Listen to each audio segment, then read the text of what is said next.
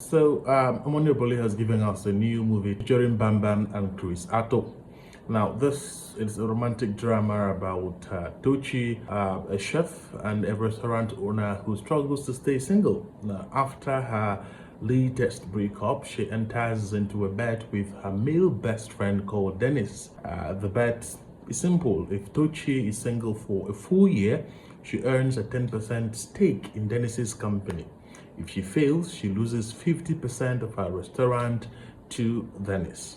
Now, along the line, an investor called Segun, who doesn't want to have a female stakeholder in the company that he's investing in, tries to get Tochi to date him in order to make her lose the bet. I like a few things about this movie, and I'll get down to them. Number one, I like the acting of Chris Attoh and Symon Oko. Both of them are quite impressive. The other ladies, Bambam and Kiki, can't remember the name of the person who played that. They were okay, but I think Symon and Chris Attoh were, more impressive. Number two, I like the friendship between Dennis and Tochi because it challenges the now popular belief that a man and a woman cannot be best friends without sexual involvement. And to be honest, even I, at some point in the movie, I thought Dennis and Tochi were going to fall in love, but that didn't happen. Number three, I like the therapist touch in the movie where Tochi tries to get professional help to address that problem, even though she also prays about that problem. Things like this can, bring about behavioral change among Nigerians, and then, have them embrace the idea of seeking therapy when in depression or distress. Surely it's more effective than please hide my ID. Now, likewise, I have a few issues with the movie. Number one, I'm not sure the writer of the movie knows what a unicorn is. So I will explain. A unicorn is a privately held business or startup that is valued at around 1 billion US dollars. That's around 1.4 trillion naira using our current exchange rate, right? Now, so Dennis's business it cannot go from being valued at around 5 billion naira to becoming a unicorn in just about 2 years without major investment beyond just the one brought about by Segun himself. It's not possible, and I think it's a problem of writing. Number two, strangely, Tochi called Dennis's business a Fortune 500 company.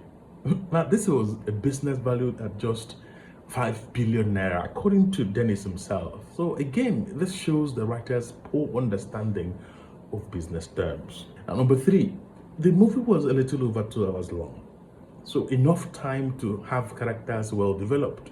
But the characters of Kiki and Dennis, most especially Kiki than Dennis, but the characters were not developed enough.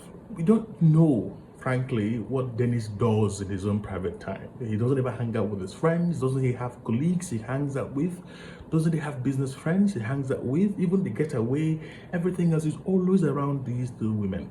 What about his private life? We don't even know anything about him beyond his friendship with, Tochi and his work, and only the part, of course, which concerns investment. The same thing applies to Kiki. So every focus is just around Kiki, around Tochi. Even when the three friends are together at home, it's always Tochi's house. I mean, those two, do they live in the air? Do they not have a house? But the problem with YouTube movies, a lot of them, is the focus, the obsession with one single idea, or they have just singular focus and everything else barely matters. And then number four, the idea of Dennis proposing to give 10% equity in his company to Tochi over a silly bet is unrealistic. And to drive home my point, see, Otedola is the chairman of First Bank in Nigeria with just about 26% ownership of First Holdco PLC, the parent company of First Bank Nigeria. And here is Dennis offering a whooping 10% of his so-called Fortune 500 company over a silly topic of dating or not dating. Come on. So you see, I have this way of assessing YouTube movies. I try to be very mild in my assessment because I understand that these productions, have very limited resources, they don't have huge budgets, and they're often rushed. Just a couple of days and the movies are already out there. So I try to be mild and not to discourage the producers or the people who watch them.